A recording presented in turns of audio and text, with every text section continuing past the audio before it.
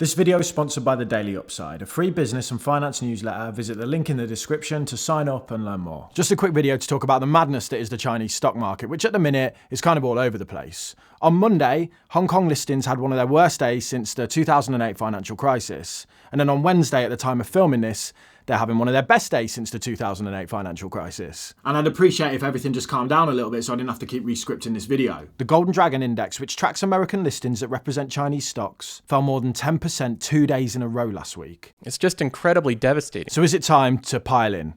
Let's go. China is uninvestable, in my opinion. Who would buy into any of these companies?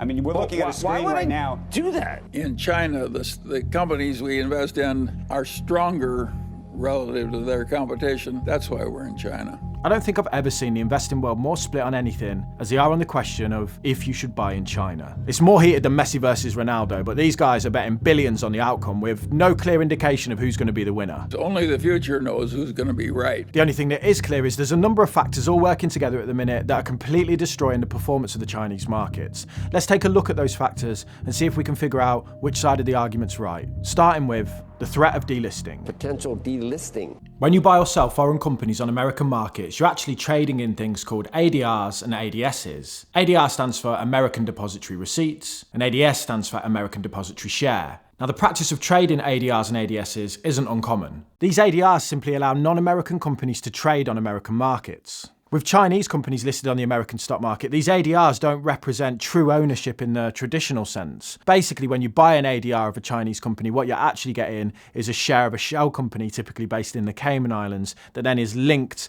to the Chinese company via contracts and legal agreements. Now, how enforceable they are is kind of up for debate. And that creates a lot of paranoia around this type of ownership, where people are just worried that those legal agreements don't really mean anything. But assuming there's a reasonable honor among civilized nations, that risk doesn't seem all that big to me. That's Charlie Munger right there saying that he doesn't see this sort of ownership structure as a problem, assuming honour amongst civilised nations. Look, I hardly ever disagree with this guy, but I don't just want to brush over this point. These ADRs are made possible by something called the VIE structure. And it's my opinion that this VIE structure presents a lot of risk to non-Chinese investors looking to invest in the Chinese market. Because anyone who buys a stock in a Chinese company outside of China, according to the Chinese government, that is illegal. But this VIE structure circumnavigates those rules. So whenever you invest in an index that invests in China or buy an individual company like Alibaba, the likelihood is that you're buying it through this VIE structure. So the, Cayman Island contract route. And if China one day turns around and says that that is illegal, well, I mean, that would be pretty bad, wouldn't it? At the minute, the Chinese government seem to tolerate this backdoor way for foreigners to invest in their market, maybe because it provides them leverage on the global scene. There's literally billions, if not trillions, invested via index funds through this VIE structure. Now, this isn't the reason that prices in shares have collapsed recently. That risk has always been there. The threat at the minute is more that the Americans are threatening to delist companies. Delisting. This all comes down to Western accounting standards. Basically, the SEC is demanding that Chinese company provide the same level of detail to American investors as an American company would, because there's this paranoia that Chinese companies will somehow mislead American investors or not provide the same level of accounting information and oversight that they're traditionally used to. And honestly, that paranoia comes from a reasonable place. There's a documentary called The China Hustle, and it looks at this in more detail. I've linked the trailer below, and it is well worth a watch. It looks at how Chinese companies defrauded American investors for decades by completely lying about the state of their businesses. So the SEC have made a fresh batch of threats. Try saying that first time. Fresh batch of threats. Fresh batch of threats against a group of specific companies, including Beijing, Zai Labs, and Yum China. Now, the concern of the markets is that the SEC are going to go further here and start slapping these threats at some of the big boys like Alibaba and ultimately delisting them if they don't comply. And a lot of investors just aren't sticking around to find out. They're, running for the hills as such. Bope, an analyst at US Tiger Securities, told Barron's the market seems to have little faith in solving this issue anytime soon, given the current US and China relations, which is further complicated by the war in Ukraine. Which brings us on to our next point, Russia's invasion of Ukraine. Slava Ukraine. There's concerns here about China's potential involvement on the invasion of Ukraine. People are worried because China are sort of allies with Russia. Now, I wouldn't call them the same level of allies as, say, the UK and the USA, but China share a lot of trade and they're connected in that way. And they're also connected by their common economic enemies. They both don't like America. This has raised concerns about China's potential involvement in the conflict in Europe, with there even being reports that Russia have asked China for weapons. As a result, investors, they're concerned, which is a common theme here, because they've seen how quickly the Russian stock market has unraveled in the face of sanctions placed on them by the West, and there are concerns this could happen in China. Another concern is that China might feel inspired by Russia's moves and look to take over Taiwan. Threat from China is increasing every single day. So you have pressure from the West with the threats of delisting, concerns about rising conflict, and then also one of the worst investing days in their markets in over a decade. And then you've got this almighty rally in share prices as the government looks to step in and intervene. I mean, it's so hard keeping up with the news about this topic at the minute. One thing that's helped me do that, though, is the Daily Upside, whose recent article on the scale of decline in Chinese markets was the inspiration for this video, and they just so happen to be today's video sponsor. The Daily Upside is a free business and investing newsletter that over 300,000 people subscribe to, myself included. I mean, look, I get it every day and I read it. Well, I didn't read that one on Disney Adults by the looks of it. Bit awkward. The email hits my inbox before the US markets open every day, giving me the jump on the day's stories. And it's written by former investment bankers and journalists who have actual experience in the market. So the writing style is easy to understand, entertaining, but most importantly, informative. Somehow they managed to deliver in 5 minutes of reading what it takes me a week to make. As someone who looks to stay on top of financial news in order to make videos like this, I just can't recommend them enough. I love the newsletter so much that I reached out to them and asked them if they wanted to sponsor the channel, because I know it's a great service and most importantly, it's free. So I'll put a link in the description. I'll also pin one in the top comment for you so you can check it out and subscribe for free if you want. And worst comes to worst, you can always unsubscribe if you don't like it. Right, now back to the video. The next concern is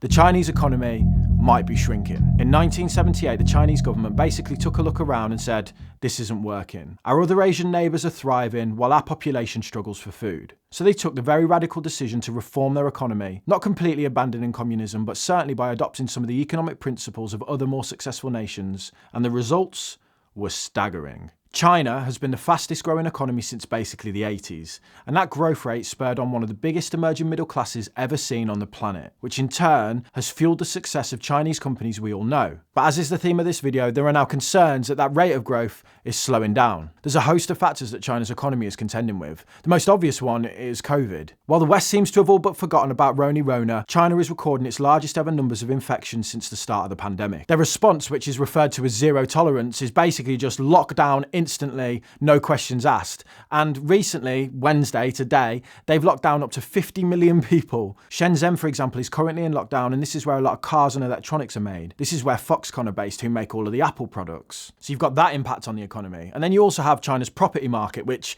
is just a hot mess. Do you remember when all anyone cared about was Evergrande? Not Evergreen, the poorly driven shipping container. Evergrande, the Chinese property developer with more debt than a Gen Z student. Well, that problem is still very much kicking. The Chinese government is currently trying to deflate what is a very overheated property market. Demand for property is dropping like a stone, and developers are struggling with outrageous debt piles that they can't refinance. When you consider that 29% of China's GDP is from construction, then this issue is having a massive drag on the Chinese economy. Let's just throw that on the pile of issues that the Chinese economy's got at the minute, shall we? Another thing weighing down on the markets, especially the tech sector, is the increased presence and heavy hand of the Chinese government who look to regulate their massive tech sector. In these uncertain times, one thing is true. Chinese markets and some of these big tech stocks, especially those listed on American markets, look cheap compared to the past. When you've got George Soros and Jeffrey Gundlach on one side, and then Charlie Munger and Ray Dalio on the other, and it's hard to say who is right, and only time will tell. Only the future knows who's going to be right. There is no simple answer here, and the comment section will be full of people saying China is a mugs game, and then other people saying the opposite. And with that comes potential opportunity for investors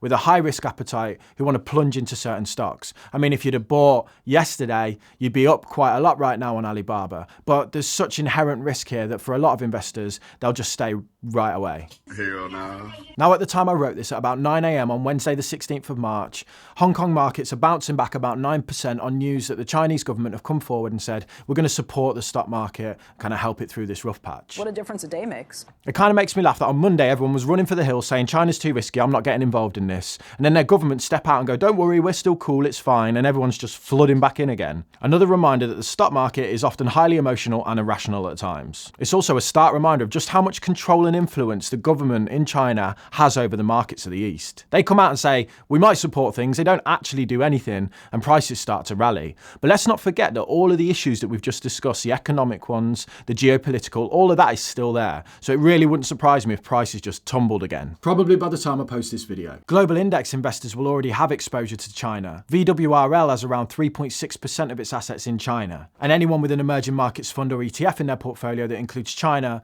will be really feeling it right now. I will continue to get exposure to Chinese markets via a globally diversified portfolio because to me, it's all about diversification here. When you have two global superpowers in America and China, and you have the ability to buy both and diversify, why wouldn't you do that? You need diversification. Right. Okay, so if you have two great powers, two developments of technologies and so on and so forth, and you're looking what percentage of your portfolio do you have here and what percentage of your portfolio there, diversification is a key element. Yes, I think there's a lot of risks when it comes to investing in China, probably more than any other marketplace in the world. But let's face it, there's risks when investing in America as well. Look at how much debt they've got or the state of the dollar at the minute. Very simply, you have to decide whether the rules and the place is a place that you're comfortable with. I think from a pure economic perspective, China will get over these issues. They are the heir to the global throne, and they will one day be the biggest economy on the planet by quite some margin. But just because China gets over its own economic issues doesn't mean that foreign investors will benefit. Regardless of the economic issues, for me, the risk around share ownership presented by the VIE structure can't be ignored. And the fact stands that the use of this VIE structure to gain a backdoor entry into the Chinese markets for foreign investors